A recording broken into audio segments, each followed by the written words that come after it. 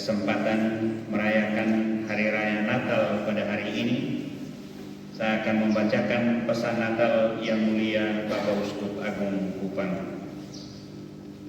Allah dimuliakan dalam segala sesuatu karena Yesus Kristus.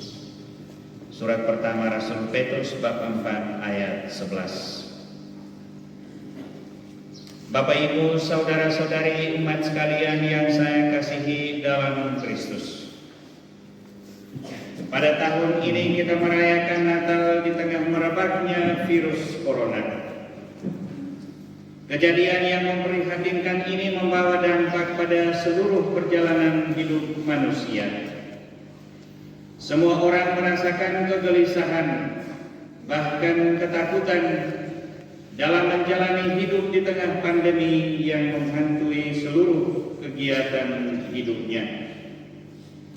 Semua dipanggil untuk membangun kebersamaan berjarak demi menghindari penularan coronavirus dalam bingkai protokol kesehatan yang berlaku. Masing-masing orang menjaga kebersihan dan kesehatan agar tercipta suatu lingkungan hidup yang bersih dan sehat dalam kasih karunia Allah. Kenangan akan kelahiran Yesus Kristus selalu mewartakan kabar gembira bagi umat yang percaya dan menyadarkan kembali perutusan untuk berbagi kegembiraan dengan siapa saja. Yesus datang dan lahir di tengah kehidupan sosial yang rawan. Yesus sendiri lahir dengan keadaan papa di daerah pinggiran, di mana hanya bermukim gembala-gembala ternak. Namun dalam kesederhanaan ini kelahirannya menarik perhatian banyak orang sekitar. Para gembala datang menjenguk anak Yesus yang baru lahir.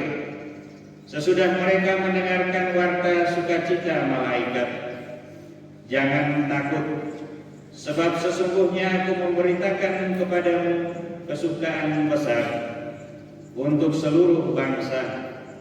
Hari ini telah lahir bagimu Juru Selamat, yaitu Kristus Tuhan di kota Daud." Lukas bab 2 ayat 9 sampai 10.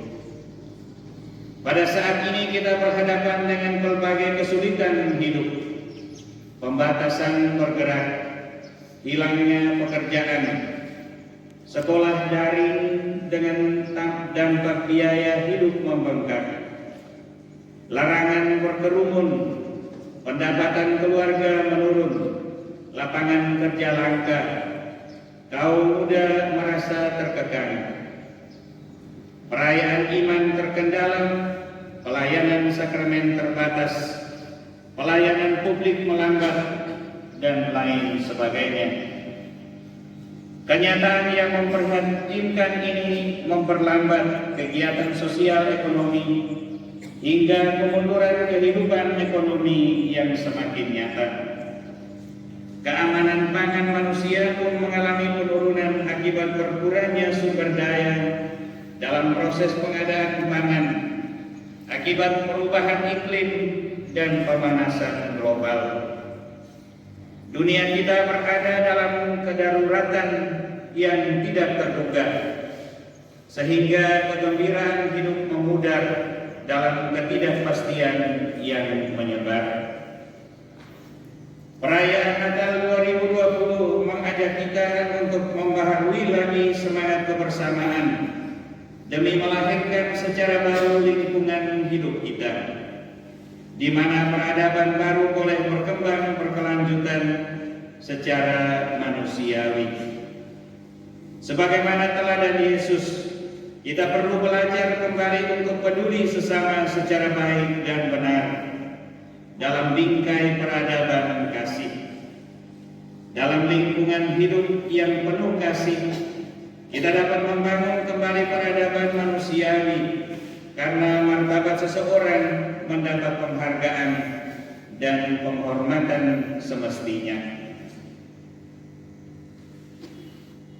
Seperti Yesus berbagi kasih dari Bapanya, Demikian juga kita harus berbagi kasih dengan sesama demi kebaikan bersama. Dengan demikian, di tengah kesulitan hidup, umat beriman Kristiani tetap berbagi kegembiraan Natal sebagai pesan yang membawa kesejukan dan kesegaran dalam menapaki perjalanan hidup sehari-hari. Kemuliaan bagi Allah di tempat yang maha tinggi dan damai sejahtera di bumi di antara manusia yang berkenan kepadanya. Lukas bab 2 ayat 14. Pada masa Natal ini kita mohon rahmat Tuhan agar lingkungan hidup kita berangsur-angsur pulih kembali. Sebagaimana Yesus lahir untuk memulihkan hubungan antara Allah dan manusia. Perubahan sosial mendorong umat beriman untuk berani menjalani peradaban baru, di mana gaya hidup kita bergerak dalam keselarasan yang menyuburkan keseimbangan keutuhan ciptaan demi kemaslahatan bersama. Kita sadar kembali bahwa dunia kita memerlukan kerjasama yang kreatif dan efektif demi pertumbuhan sosial yang semakin tersedia untuk membangun peradaban kasih. Dalam bingkai peradaban baru ini, kita mampu bergerak bersama untuk bersyukur atas kehadiran Tuhan dalam menghadapi tantangan hidup baru. Kenangan akan kelahiran Yesus senantiasa membuka peluang bagi umat Kristiani untuk membaharui tekad perjuangan dalam membangun kerukunan hidup yang dinamis dan terbuka bagi siapa saja.